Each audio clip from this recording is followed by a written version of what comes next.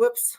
I'm streaming to Mm. Facebook. Dan and I are both streaming to Facebook and YouTube at the same time. So we're just putting in titles here. So hold on one second. Well, hello, Facebook, and hello, YouTube. I gotta get that. I gotta get my titles in. Whoops. Dang it. Won't let me do it. Oh, I don't know if it let me do it. Oh, stream to your audience. It kicked me off. Okay. Let me try to get this. Sorry, you guys. This always gets clunky. I tried to put. Let's make this clear. I had some technical issues, which is why we're a little late today. We had some problems. I had some problems. We are a little late. Hi, Mark. Hi, Randy.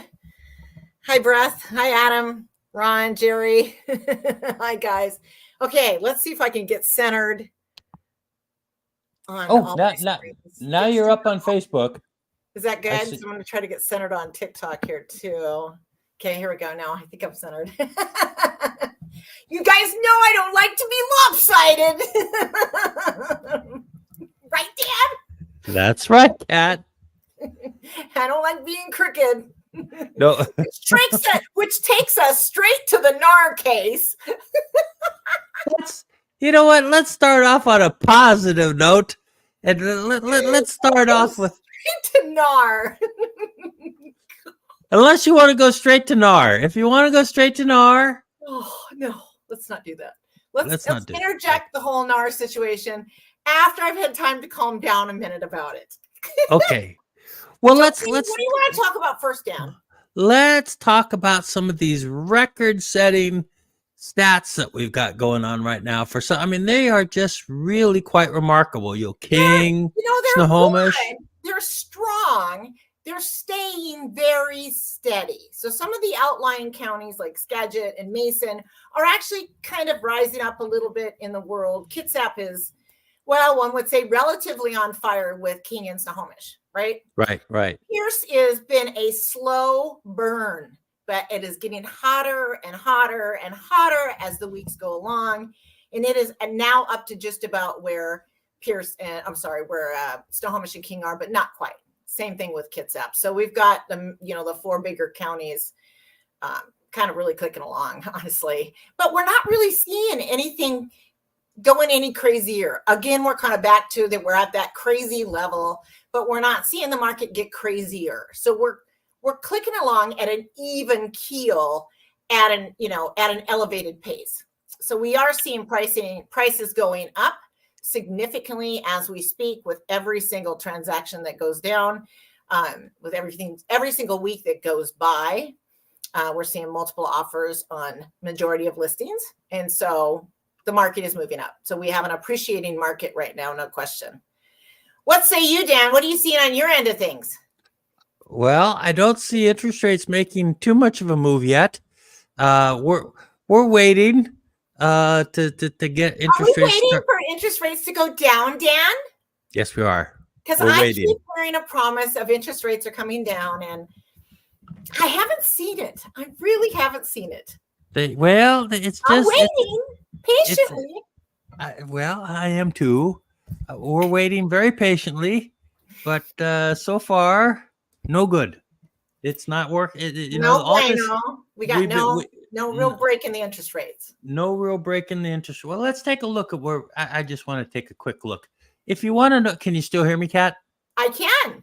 Oh, good. Loud and clear, as opposed to like the previous hour. Well, there was no microphone was working on his end. I could hear myself. Ken was not heard from. I could have just taken the show off from there, but then it would have been very one-sided. That's mean. I wouldn't do that to you, Dan. Oh, I appreciate that, Kat. Yeah, there wasn't much going on today. I'm just looking at the treasury markets, and it just was quiet, and was it? You're probably not, I think here's what the bottom line is. The market has shifted. Previously, it was looking at all the inflation data. And now it certainly looks like it has shifted from looking at the inflation data, and that's what's keeping it where it's at. It hasn't gone up, hasn't gone down much in the last week or so. But I think for interest rates to really start coming down, you're going to have to see some weakening in the employment data. That's what the market's waiting on, and they're not getting any weakening in the employment data. It's staying, okay. I wouldn't say it's staying strong, but it's, okay. Hasn't broken yet. So it's just a waiting game. So I have a question come in. He wants to know how he can buy a house if his credit score is 420.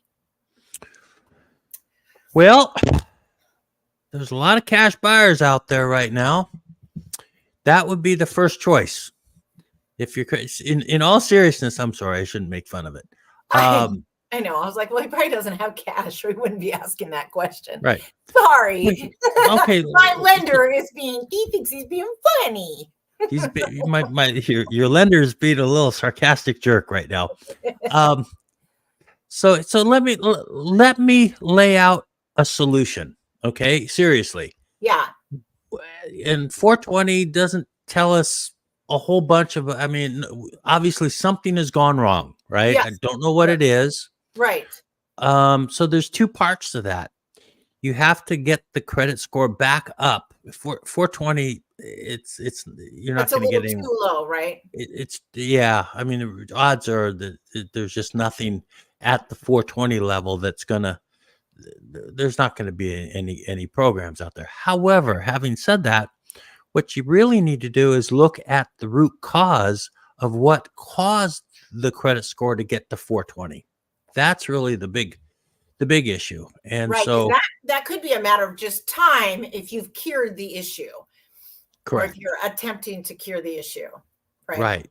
But if if it's at a 420 level and you really haven't gone after the root cause of the problems, and obviously I would imagine there are quite a few accounts out there that probably didn't get paid for quite a while, right? Yeah. That would be my more catastrophic, right? Or something catastrophic. Lost That's their right. job, or foreclosure or bankruptcy or medical bankruptcy, or a number of different things could have happened that would cause someone to have a particularly low credit score.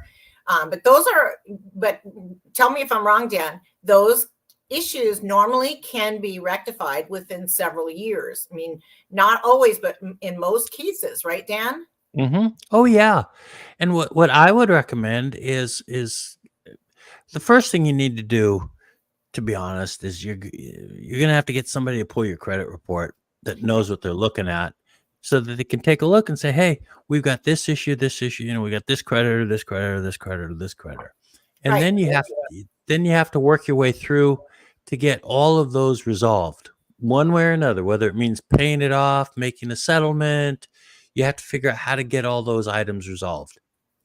And then once you get all those items, it's a long process. I'm in the middle of helping out a friend that has some, that has had some credit issues, challenges, and and it takes time. We started working on that file back in last June, I think it was. Mm-hmm. And we're still working on it, and it's getting closer, and you can see the progress. It's measurable. The credit score has come from the high 400s. It's now up in the high 500s, and we're getting, we're getting very close, actually, probably 2 months away from where we can submit to buy a house or whatever we're going to buy. That's the point where he could qualify to buy a house, and at least in some fashion. Yes, that's right. That's right. And once you get to that point, then you can. So there's always obstacles to work around when you're getting into a house and you don't have a lot of money, right? So you kind of have to take care of one thing at a time. You can't take care of everything at once. It's just not, it never works that way, right? You always have to take care of one thing at a time.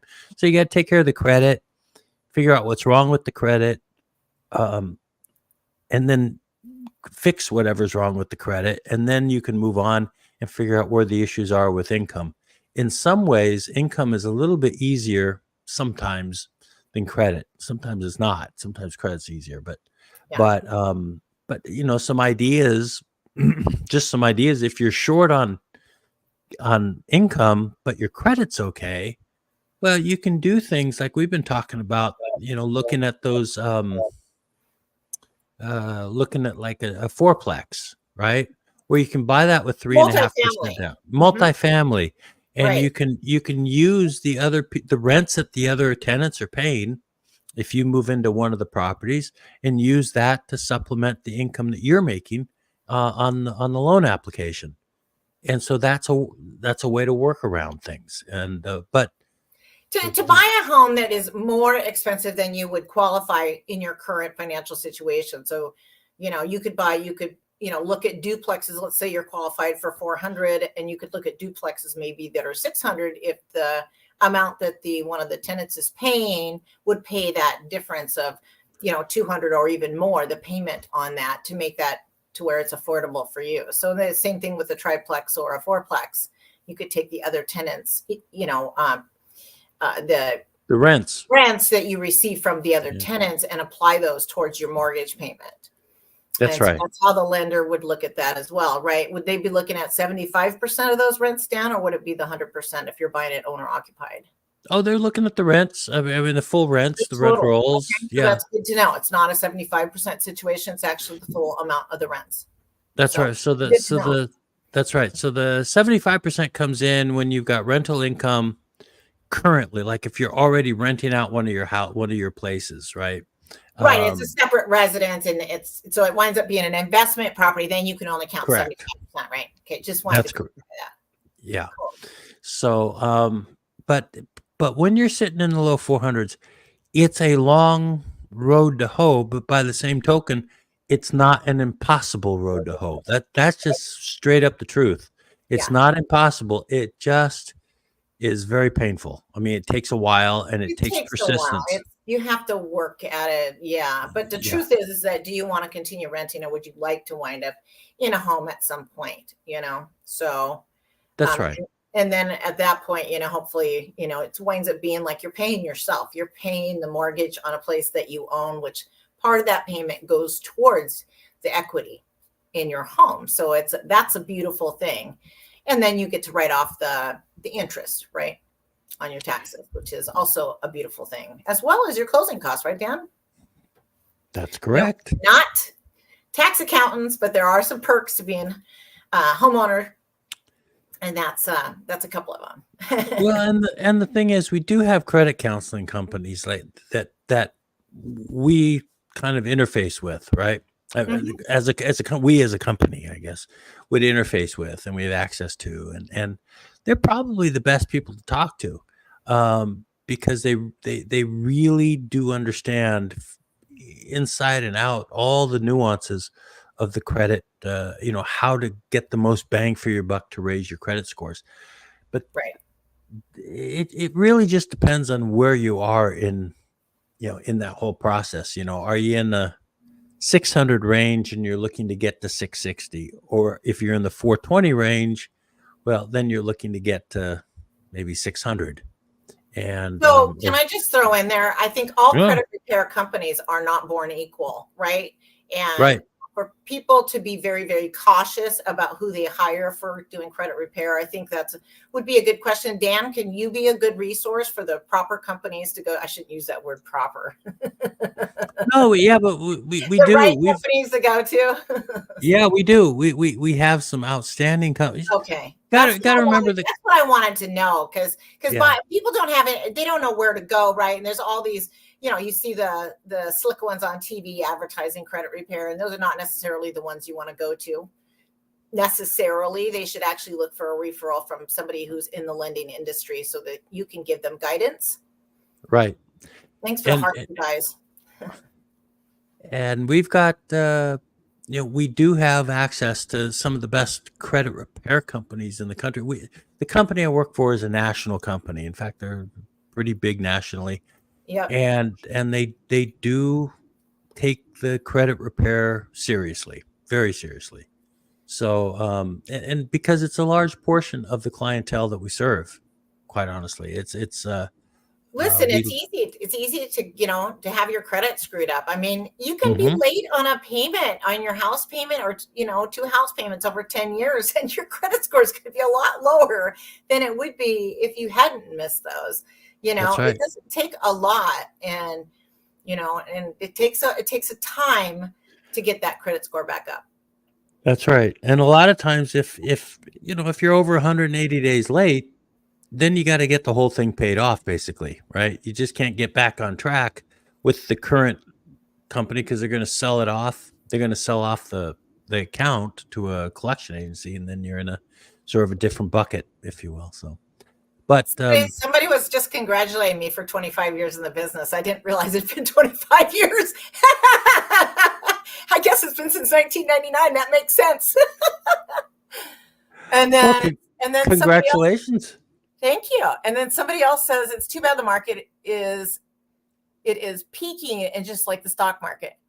And then somebody else says my credit score is 828. Yeah, if your credit score is 828, yes. Well, great credit score. Holy cow. Somebody else says it's easy math. Anyway, yeah. So you guys, the stock market is different than the housing market. Okay, I just want to make a quick differentiation. The stock market is driven by investors looking to make a profit within the stock market, and the stock market is governed by different driving factors, different from the housing market. The housing market, yes, it can be a place for investors to go to, but it also is driven by sheer demand. So the need for housing. So I don't want people to discount it like it's just an investment tool. It's not. It's a nice safe haven for home buyers, especially first-time home buyers, to start, saving and investing in their own future, for sure. Because once you've owned your house for 10, 15 years, you're going to have a pretty nice nest egg of equity, more than likely, if you look at the traditional curve. Where's that graph? I had it out. I want to show you guys something. While you're looking for that, I just wanted to say congratulations on 25 years in the business. According to my notes, you got into the business when you were 14 years old. Oh, Dan. Well, I know, because I don't really want my age to show. We shouldn't be telling people I've been in the business 25 years. And at this point, I don't even think I want to say 1999. I used to do that for a while. Now I'm thinking, Well, and I we don't need to say 25, guys. And I wanted to wish you a happy birthday on Wednesday. Oh, that's right. It is going to be my birthday too. Yes. And I'm not going to say how old I am. Okay. I want you guys to take a look at this. Okay. So this is 1991. And let's see, what's the price? It starts at 100,000. So hold it up a little bit higher. This is the monthly house price index for the U.S. from January 1991 to present, purchase only, FHFA. Okay. Seasonally adjusted. And you do need it higher, Dan. So yeah, there you go. For you? Yeah, that's better. Yeah. Okay. So, and for you guys on TikTok, so this is, over here is almost the current. It's to 2023, to be fair. So I want you to notice the curve. It's almost always up. This was the 2007-8 debacle, right down here to what was the bottom of that? I think, 2011-ish. And then we started the incline again. So you can see over time that this is typically an upward trajectory. And if we went further back in time, that's also true. This just happens to be what FHFA has available for us realtors to show. And I like my stats. That's right. That's why Dan and I do this live, because we like to get all the current information out there to buyers and sellers. And I've got more. Somebody says the NASDAQ stocks have been trading. NASDAQ is up 64% a year. It's been pretty remarkable. They've had a remarkable run. Amanda! Hi, Amanda! She goes cat with 10 exclamation points. Hi, Amanda. Dan and I both say hi.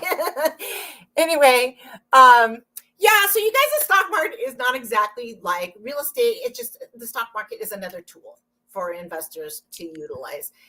Over time, I feel like the housing market is it's a safe bet. It's a good thing to pair with investing in stocks and other types of investment tools. Well, and let me throw in 2 cents on the topic, if you don't mind. Dan, you go for it.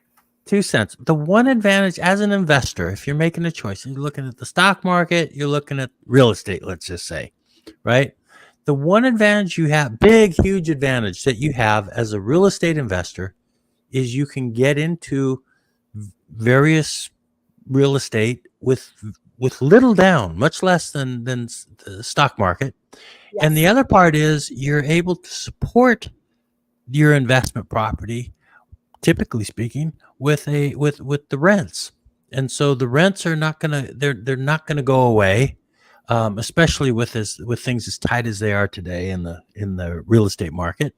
You're going to be well insulated to an extent with your rental income. So if you just don't panic and bail out when things get kind of rough, real estate is a very good way, long term or even intermediate term, to be able to accumulate a tremendous amount of wealth. So let me put this in real live terms for you guys. So real estate is a way to parlay your down payment into getting a lot more appreciation than what you would get in, let's say, the stock market. So let's say you're going to buy $1 million house. Let's take this in real time, right? You're going to buy a house in Snohomish or King County. There's a good chance you're paying $1 million for it. So let's say you got to do 20% down. So that's $200,000. That's a big chunk of change, and you can buy a house for less than that. But let's just use that as an example. That $200,000 that you put down is for $1 million home. Let's just say you only get 7% appreciation, which most years these days we are getting more than that. And I can't remember. I think the average is actually 7 point something. I think it says on here. The average has been 7.4% since 2012. And so for Washington State, I believe it's been more than that. But let's just say you only average 7%. That's $70,000 a year. Now it takes you 3 years to get to make back what you put down. If you put that same $200,000 in the stock market, that's going to take a lot more increase than just 7% per year. Right, for you to make another 200,000. That's right. Yeah.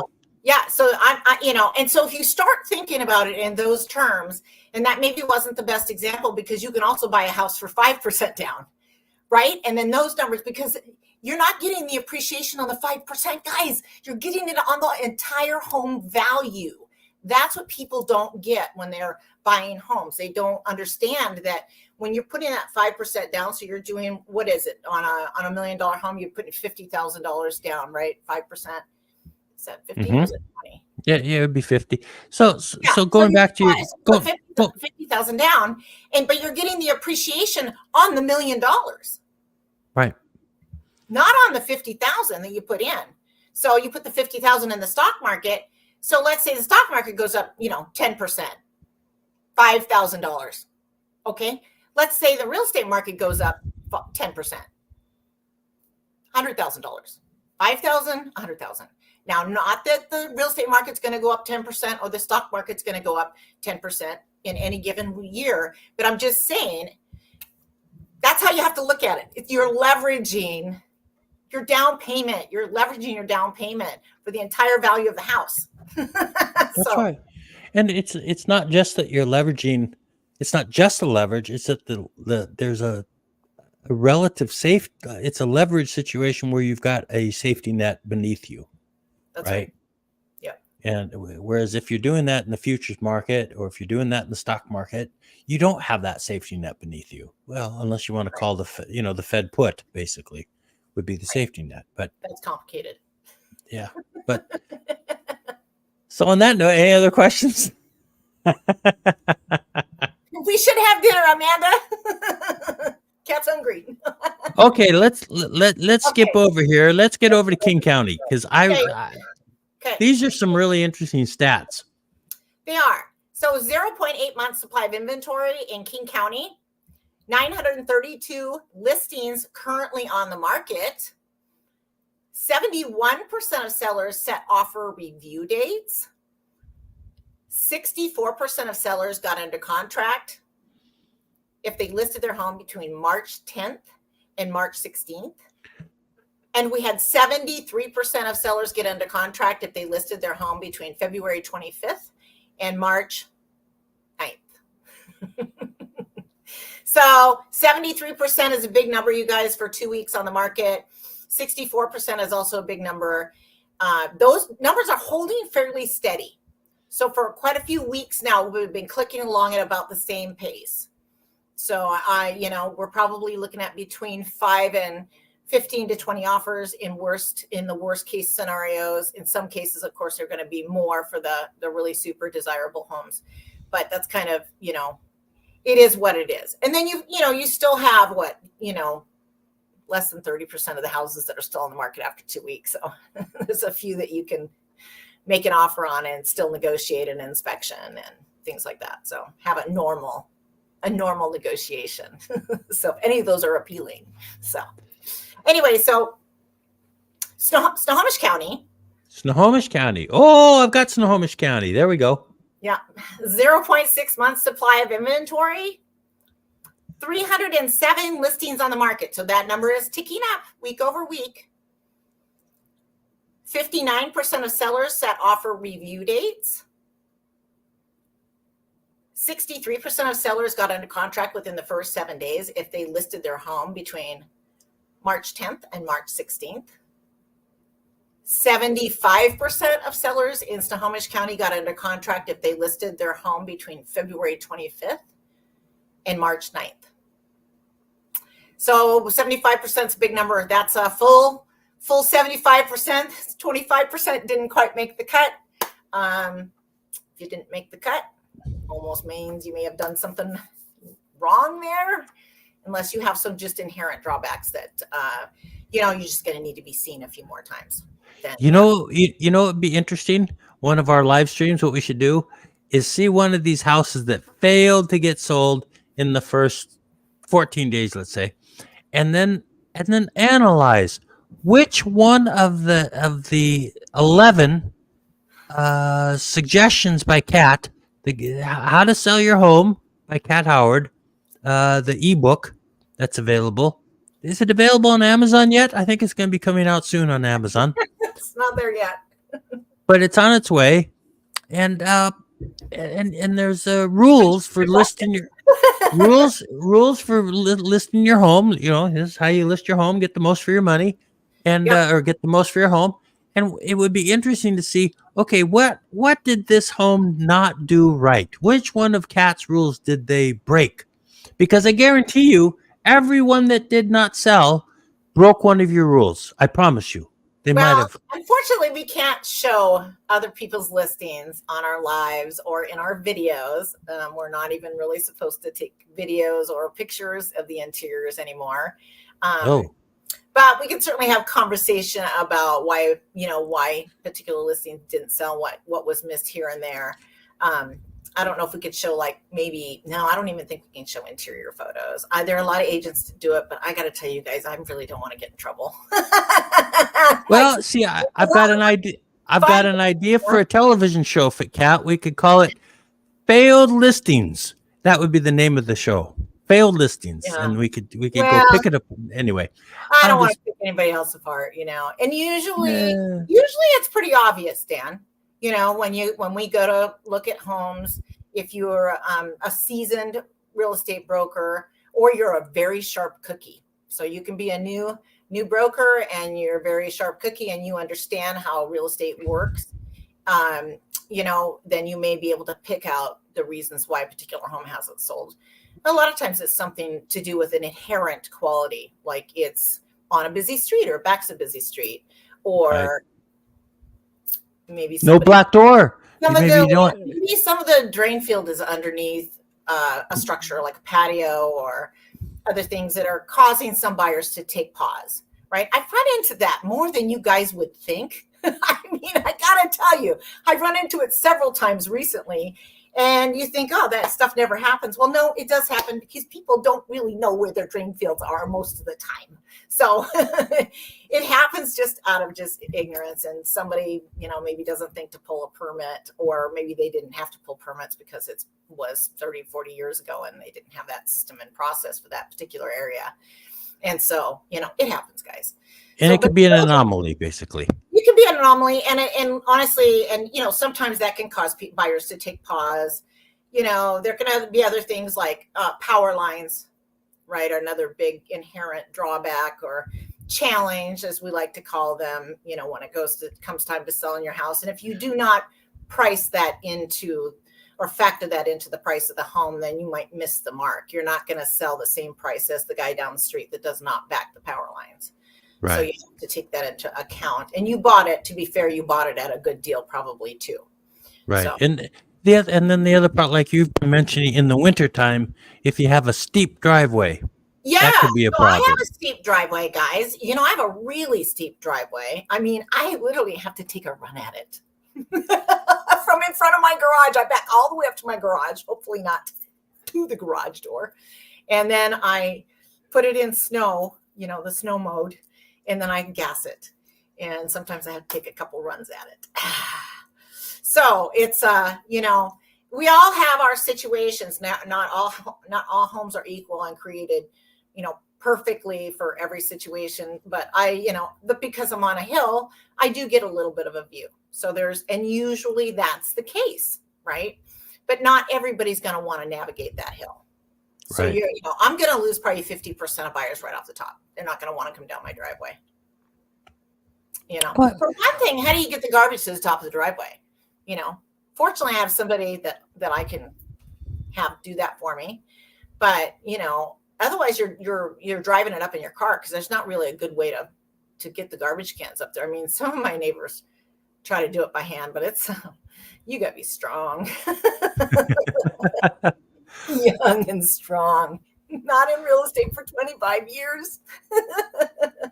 Anyway, so, you know, but those are the inherent, you know, challenges, I guess we should call them inherent challenges that some properties face. And that doesn't mean that just because you've been on the market more than 14 days that you actually have done anything wrong. In those particular cases, you know, it's just going to take more buyers through. That's all it is.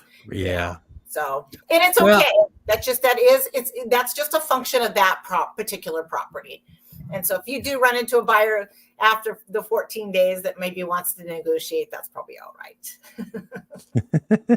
You know. Well, let's move over to Pierce. You want to move over to Pierce Pierce County County? again? I like Pierce County. I know you do. I know. 0.9 months supply of inventory in Pierce County. Let's see. 680 listings currently available in Pierce County. And again, that's been ticking up. That's good. 29% of sellers in Pierce County set offer review dates. 49% of sellers got under contract within the first 7 days on the market if they listed their home between March 10th and March 16th. And 62% of sellers got under contract within the first 14 days on the market if they listed their home between February 25th and March 9th. So Pierce County, again, I was saying earlier, Pierce County is sort of picking up. They've been a really slow burn this spring. The numbers were a little bit lower in January, February, when King and Snohomish County were just taking off like a rocket ship. But they're slowly coming up. And at 62% getting under contract within the first 14 days is certainly a healthy seller's market. Don't miss the first 14 days. That's all I got to say about Pierce County. Don't do it, guys. Again, unless you got the inherent challenge, right? Then you can't do anything about it. You just got to wait for the right buyer to come along.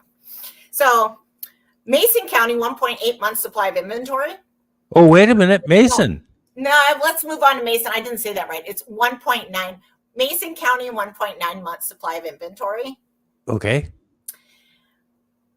We got 89 listings on the market currently in Mason County. So again, all the counties the number of listings is ticking up. 15% of sellers set offer review dates. 20% of sellers got under contract if they listed their home between March 10th and March 16th. And 35% of sellers in Mason County got under contract within the first 14 days on the market if they listed their home between February 25th and March 9th. So, Mason County doing okay. It's not a Clicking rocket along. market right now. They kind of go up and down. Sometimes they're in the 50-something percentile for the 14 days. Sometimes they're a little lower. But the market is moving, and I think that's the important thing to notice there. The market is moving. And their month supply of inventory has gradually come down over the last my big question right now is, would you prefer that we looked at Skagit County or Kitsap County next? I do these in order, Dan. Skagit is next. Oh, Sketches Kitsap is always inherently last. last. Saving Not the last best on for my list last. of favorite places. It's just always last on my list because I do everything in order. King, Snow, Pierce, Mason, Skagit, Kitsap. I gotta do my stats in the same order every time, so I don't miss anything. Well, So, here, Sketches looking pretty good. so Skagit 1.2 months supply of inventory. 112 listings currently on the market. 28% of sellers set offer review dates. 50% of sellers got under contract within the first 7 days on the market if they listed between March 10th and March 16th. Did you hear that? Dan? Yes. Hang on. 50%. Don't bother Dan. Dan's on the phone. I'm not on the phone. I turned it off. I forgot to silence it. Now it's silenced. Hey, you We're guys. ready. Oh, the phone is silenced. Okay, so 50% of sellers in Skagit County got under contract within the first 7 days on the market. If they listed between March 10th and March 16th, it's a phenomenal number. Skagit County, though, their market has been building as well. They really have. They really, it's been a market that's been coming up and getting more and more quick. I would say they're definitely have the multiple offer situations happening up there for sure. The second number is equally as good. It's 64% of sellers in Skagit County got under contract within the first 14 days on the market if they listed their home between February 25th and March 9th. So big numbers for Skagit County. And I got nothing. I mean, they're almost up there with King and Snow. So that's a pretty good market. They have very, very few of the sellers in Skagit County are setting offer review dates. That number does seem to be increasing a tiny bit. But at this point, you guys in Skagit County, roll out those offer review dates. It's time. It is time. If they're not ready to compete in Skagit County, then you'll run off a few buyers. But more than likely, you'll get more than one offer. It's worth it. In most cases, if you're the shiny object or you're very well prepared for market, right? You just, talk to your agent. I'm not your agent, probably. If I am, call me.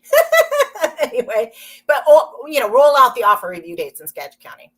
If you're the shiny object or you're really well prepared for market and you're priced well. Yeah. So Kitsap County, 0.8 months supply of inventory. So they're clicking along at about the same amount of inventory as they have been. 169 listings on the market. Again, that's ticking up a tad. 43% of sellers did set offer review dates in Kitsap County. 55% of sellers got under contract within the first 7 days on the market if they listed between March 10th and March 16th. Thank you guys for the hearts. I got to tell you, I keep getting my dates wrong. I'm trying here. Okay. Big number for Kitsap County. 71% of sellers in Kitsap County got under contract within the first 14 days on the market if they listed between February 28th and March 9th. So 71% is a huge number for Kitsap County. They're getting almost 3/4 of their people under contract within the first 2 weeks on the market. And I got to tell you, that's a strong seller's market. They've got multiple offers going on over there. Not quite as bad as Snohomish and King. But they're still seeing multiple offers. My daughter does a lot of work in Kitsap County. She lives in Kingston, and she's an agent over there, a broker over there in Kingston, Windermere. And she's seeing a lot of multiple offers, and she's competing. So she's also representing some sellers. So those are going pretty well. In all fair, Kitsap is one of the prettiest areas of Western Washington that you could buy a house in. It really is beautiful over there. You know what? Even when I go from Snohomish County and I go take the Edmonds-Kingston ferry over there, I'm always shocked by how many trees there are. And to be fair, there's a lot of trees in King and Snohomish counties, but but when you're driving down the freeway over there, or just even down a side road or whatever, there's trees everywhere. I mean, it's just amazing. You're just shocked by how many trees there are, and the beauty, just the sheer beauty of the natural beauty of the landscape. It's incredible. It really is. Really it's a beautiful area. Yeah. Kingston down to Bremerton, Poulsbo. Poulsbo is one of my favorite places over there. Hansville. Oh my goodness. Yeah. Yeah, a lot of the little towns over there are really fun. So, Well, I, so t- I, should te- we? I tell you what, that leads us into. I'm gonna talk about something that has been deeply traumatizing for both the mortgage business and the real estate business. I will tell you this much. We have an internal Facebook page at Nexa, right? Internal Facebook page. It is just popping with comments. Everyone's thinking they're knowing what's going to happen, this and that, having to post everything on Facebook. But they are talking about this NAR settlement, NAR, National Association of Realtors, right? Yes. And they had this big settlement about 10 days ago. They had a lawsuit out there, and basically they came to a settlement, but they haven't got the whole resolution set yet, and nothing's really going to take effect till the middle of July. But there's a lot of hubbub going on out in the general public, and I really thought it would be, you were thinking, actually, not me. I'm not going to steal your thunder, but it would be a good chance. Let me put you on here to let's get this little thing off there we go, to kind of talk about it, because you know more about it than just about anybody. You've been staying right on top of it. And so let me shut up, and I'll just turn over the stage to you, and we can kind of talk about what's going on with this NAR settlement. Is that okay? Yeah. I've hesitated to talk too much about it because I wanted to make sure the dust settles a little bit and we have some real concrete information before we get too far into it. But I ran into some experiences in my own travels of being a real estate broker over the last week, since people found out and read the headlines that were blasted across the country about how realtors had improperly increased housing prices and how real estate commissions / compensation were coming down, and just all this misinformation. I mean, the New York Times headline was probably one of the most egregious, and I think it said housing commissions slashed, prices to come down, or something like that.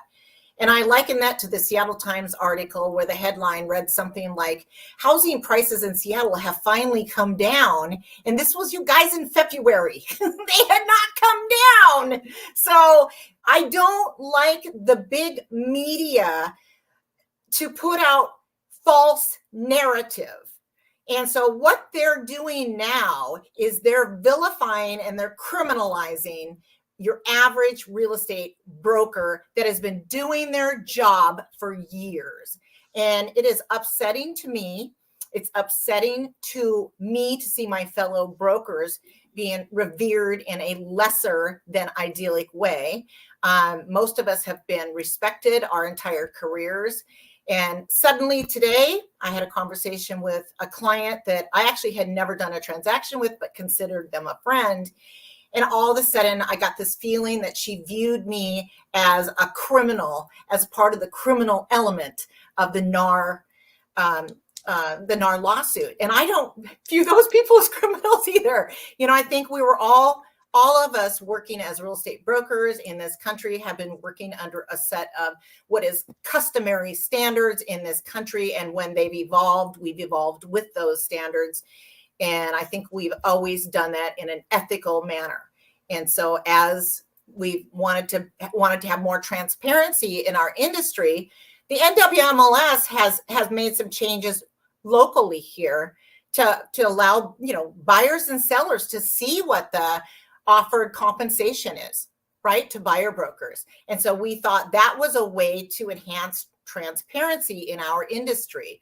We also volunteered. No one mandated us to start, having buyer broker services agreements.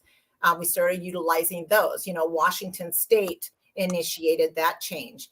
And so I think that, as Washington real estate brokers, we've done a really good job to try to make sure that the public stays apprised and comfortable with what we're doing out there in the big wide world.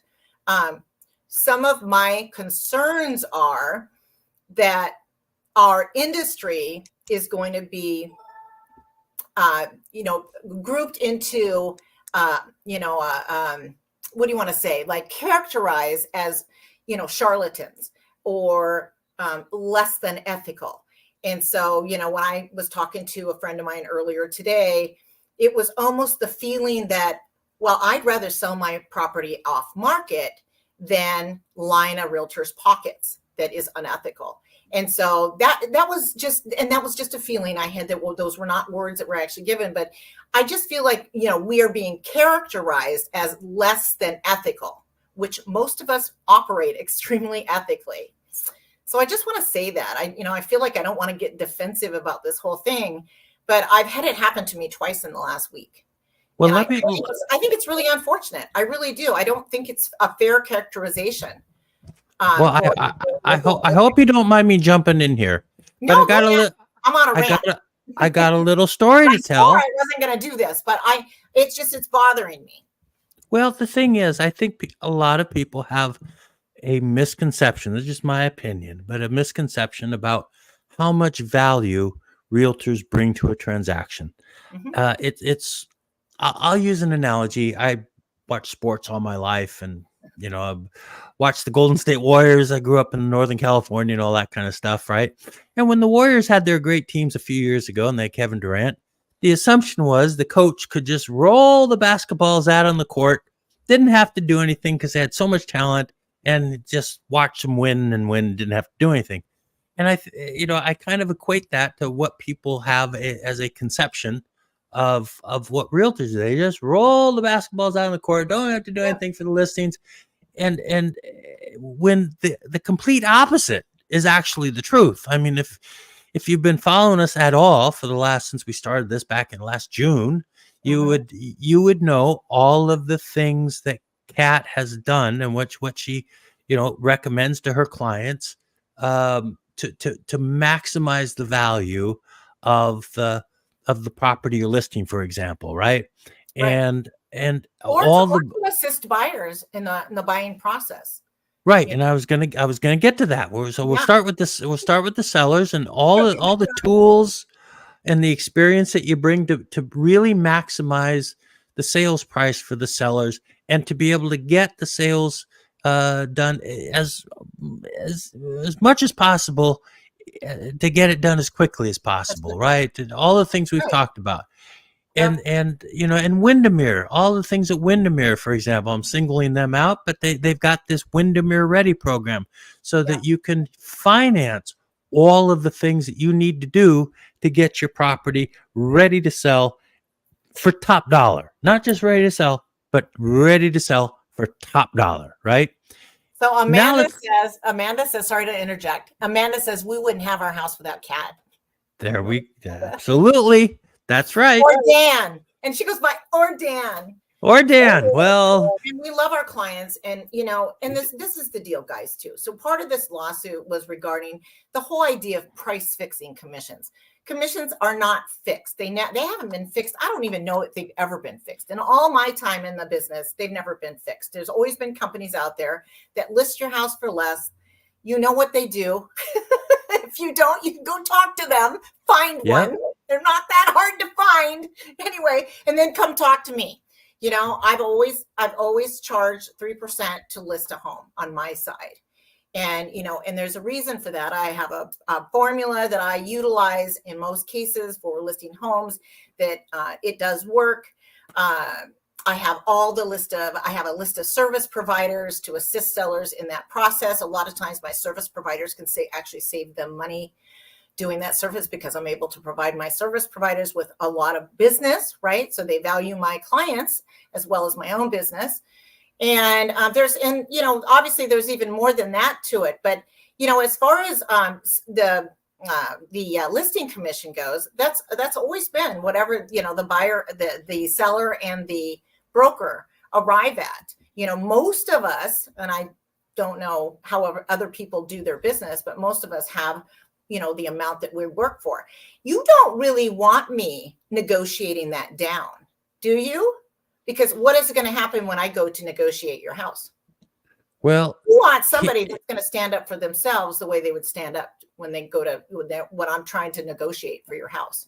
And so I think that, to me, is a positive attribute for a listing broker. And I'm kind of putting myself out there, you guys, and then on the buyer's agent side of things, typically we have had the buyer's agent commission or compensation paid for through the seller, right? And so recently we decided, very recently in January, we decided that, that needs to be on the first page of the purchase and sale agreement. So the buyer and the seller can see in writing how much that buyer broker is getting and if they're willing to accept the compensation being offered by the seller. So, whether that's been 2.5% or 3%, I don't want to say one or the other is the more going rate, heaven forbid I get myself in trouble. but, when you pull the statistics for that, there's definitely the winner. Let me just put it that way. And I think one of the problems, I just gotta say this. I'm just, to be fair, there's always been commissions and compensation for brokers and for buyer brokers as well as listing brokers. Those have always been negotiable. Yes. So. And then, and the other part is the confusion. Well, it's a long standing situation, but you don't, it's easy to see the percentages. But what's really important is the value that comes. And let me give you a quick example. Right, we're working on. Kat and I are working on a deal. We work on deals together from time to time. Mm-hmm. It happens, right? And so we're working on a transaction. So good, Dan. Then I wouldn't give you my business. Yes, thank you very much. He gets them closed too. He gives my clients a good interest rate, and then he gets them closed on time. Hard to believe. Every once in a while, we stumble into an on-time closing. Yes, that's not true. You're always close on time, Dan. We do. You know what? Honest to God, we've been 100% for a long time, like 2 years. I haven't missed one yet. So knock on wood. Anyways, but it hasn't been that tough I say that, but it's been so slow. It hasn't been that tough to miss, to business has been down in the industry, which is kind of funny. Right. Why this NAR thing is coming up now, it is realtors and lenders like flies out there, Exactly. So, but I do want to mention something about this recent transaction. It was tough. I mean, it was tough from a position for as a realtor, because we had somebody from out of town coming in, looking to buy a house because they're relocating, right? Yep. From back east, and they had some very special traits that they were looking for in the house. Not a lot of houses out there with their criteria. There was for the entire Puget Sound, it was a very select few. Very few, and we happen to have found. Kat found. I don't want to say we found because I had nothing to do with it. Kat found the perfect house. Seriously, perfect house. Had a kitchen and a laundry up top in the top floor. Had a kitchen and a laundry down below. It was all remodeled. Oh, it's a beauty. It's just an absolute beauty down in Des Moines. What's funny is I remember when it came on the market, because I had a client looking for a housing situation for extended family. So I remember when it came on the market and thought, gosh, it's a little too high, but it's funny. I've been watching it for all those months. I've been waiting for a buyer to get into it because it was the best thing on the market that fit that criteria, That's right. So it was thrilling to actually be able to sell that one. and the back and forth, the bidding and the asking, the bidding and the back and forth offers, multiple offers. And, to be quite fair, I'm not trying to be harsh about it, but the listing agent didn't actually communicate promptly with you. He kind of left you in a lurch. You stayed cool as a cucumber. And what happens? I had more than one absolutely ridiculous surprise along the way. Surprises that should not happen in our business. Right. If you're communicating with the other agents, and if you have an offer on the table and agents are going to go show it, you really should give them the courtesy of letting them know, especially if you hit a conversation with them.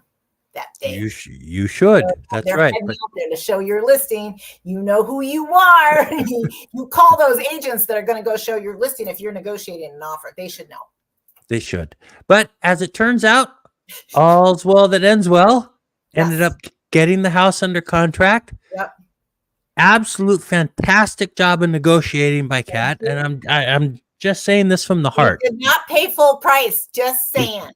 In a market where you've got 73% that are going in the first 7 days, hot market, super hot market, and we did not pay full price for that house. That's right. We got a great deal on the house. To be fair, it was on the market for an extended length of time, but the market had caught up to where this house was priced.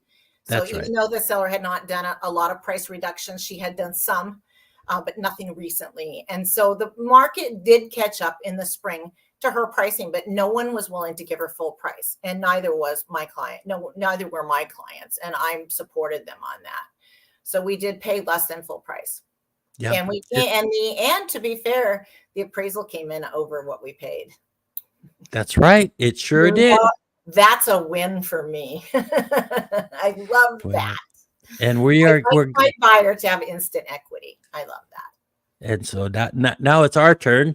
And on the lending side, and we're getting everything ready to close. Yep. And we'll be closing here the first week basically of April. And everyone is so excited. So excited.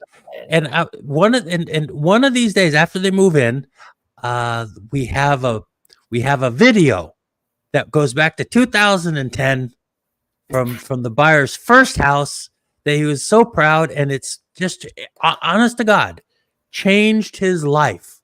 Buying that first house, absolutely, without any question, changed his life. He bought that when he was a pretty young man, right? Yeah, well, 14 years ago. Yeah. I mean, and look at how he's going to amass wealth, and so a couple more years he'd be able to maybe do the same thing again. Well, he ended up, we're not naming names, so I guess we could talk about generalities, but ends up was able to pay off his student loans and all that kind of junk, and it really helped as far as changing one's life, right? And now he's got a house that's beautiful, worth a lot more money, and he paid for it buying a new house, a second home. And it's just it's really one of those what was that movie with the Lion King? And it's essentially a duplex, right? So which gives him a lot of flexibility down the road. That's right, because now if he wants, let's just say he finds another dream house 2 or 3 years from now, you can move out of it, rent it out, and he'd be just fine. So anyway, I just wanted to let me add something here. So not only did we not pay full price, we were so lucky that the place had been used to rent out to traveling nurses that the seller is leaving us all of the furnishings. And so I believe that even includes the attached TVs and things like that. And so that's a true bonus. Yes, my clients have some of their own furnishings, but they don't have to use everything that they've got if they like something she's got there. And so the beautiful thing is that they're getting it fully furnished, which is amazing. And then going forward, just think about this for a second.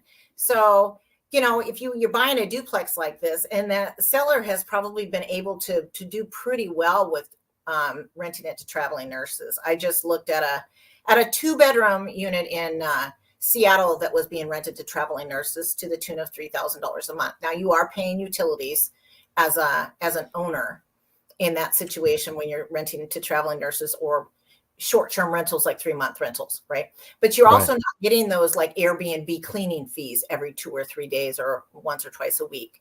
And so renting to traveling nurses can be a really good way to have a little higher income than just your traditional short-term rental units or even long-term rentals, right? 1-year leases. Right. So you can get quite a bit more. Because when I was pricing out a triplex recently, as a matter of fact, on Friday. And those rents, those 2-bedroom units, they were in flip condition, right? They were very, with a nice quartz countertops and the modern flooring, and they were 2-bedroom, 1-bath units. And I figured that he could probably get about $3,000 for those as not Airbnbs, but for maybe traveling nurses, maybe a little less. And then he could probably rent those out for at least $2,000 if they were traditionally leased. And so I thought that was interesting. And I did have that conversation with him and let him know that, hey, listen, look into the traveling nurse, short-term professional rentals, because he's already furnished, right? So that makes sense. You can go from being an Airbnb to going straight into it's Furnished Finder, you guys, in case you're wondering who that is you would list your place on Furnished Finder if you are looking for traveling nurses or short-term professional rentals, like 3 months at a time. Give me about 30 seconds, Kat. I got to run out of the room here real quick. I'll be right back. You're telling me I have to hold my own for 30 seconds, Dan? For 30 seconds, yes. Hi, guys. I think I have a lot to say. You probably don't know that. Oh, my gosh.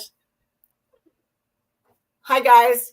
Anyway, so the whole thing about listing your home on Furnished Finder, you would have to have it furnished to rent to traveling nurses or other short-term rental professionals, right? That might be coming into the area for, 3 to 6 months. But you do get a little bit more in income. You do have to pay for the utility bills, of course, and garbage service and things like that. But what's happening here? Verify to continue. Here we go. I'm going to verify this to continue. Okay. All right. We're still on. All right. We're just about done here, you guys, but I'm just waiting for Dan to come back to wrap up. But anyway, so just, riffing off of what we can do with short-term rentals, right? So furnished homes or furnished duplexes, furnished triplexes. It does affect the valuation if you are getting above market rents, for instance, using it as a traveling nurse rental. So if you're getting above market rents, and usually I think of market rents as what would be for a traditionally leased unit that's unfurnished. So anyway, you would look at local cap rates to determine what that property should be valued at, as well as gross rent multipliers. Those are obviously not the only things you look at, but you definitely look at those very closely and to see what the investor tolerance is for that area. So the area I was looking at was north of Seattle, south of Everett. And I looked at the, essentially investor tolerance. So over in Bremerton, it's much, the tolerance is much lower. Investors like to see it come close to penciling in the current market at the current interest rates. They usually don't quite pencil unless you get really lucky. And down in Grays Harbor area or Pacific County, another one, oftentimes you can actually get those to pencil. So, when you see Post and Pier, that is the signal of money, the smell of money. Post and Pier, yes, Post I and don't Pier. mind. I do not mind Post and Pier as long as the posts and the piers are in good condition, and there's not been any type of long-term water damage. That's the thing you want to look at with Post and Pier foundations. Has there been any kind of water damage? Make sure the foundation hasn't been impacted by any kind of pests. Right, the Anobiid beetles. I don't know how you pronounce that. It's Anobid or Anobiid beetles, carpenter ants, things like that. Because back in the day, they were built in the early 1900s. Maybe they hadn't had anybody really watching to make sure that there wasn't flooding going on in that area at that time. Maybe there weren't maybe the flood maps weren't available back then. I don't know. I wasn't alive. So that's the thing you do have to watch for when you're looking at Post and Pier foundations, but they are relatively easy to work on as opposed to concrete. So easier to level a floor that's Post and Pier for the most part, at least according to my what do you call them, crawl space repair guy or basement foundation repair. Yes, that's right. R&R foundation repair. We love them. So. Well, Kat, on that note, what you thinking? We're done, aren't we? I think we're done. Yes. Yeah. That's it, man. I'm kaput. I'm kind of kaput Joining, too. guys. Thanks for joining. It's been an exciting day, exhilarating. Bye. See you guys next week, Monday, 4 o'clock, hopefully. That's what we shoot for. Well, with the greater probability of 5, possibly 5:15. Oh, I picked up 2 new followers on TikTok, Dan. On TikTok, 2 new followers. Yeah, 509 viewers. That's Wow, pretty good, nice. right? Oh, I better end the live stream here. Sorry. Yeah, we're still talking. We're still